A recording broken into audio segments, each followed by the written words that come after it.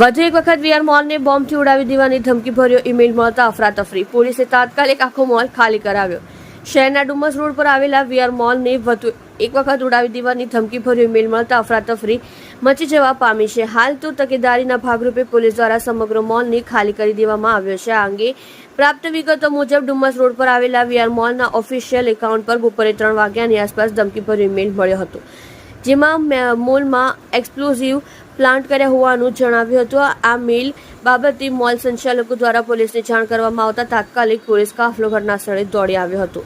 જે બાદ પોલીસે સુરક્ષા કારણોસર સમગ્ર મોલને ખાલી કરાવી દીધો હતો. જે બાદ પોલીસે બોમ્બ સ્ક્વોડ અને ડોગ સ્ક્વોડને સાથે રાખીને મોલની અંદર તેમજ આસપાસના વિસ્તારમાં સઘન ચેકિંગ કર્યું છે.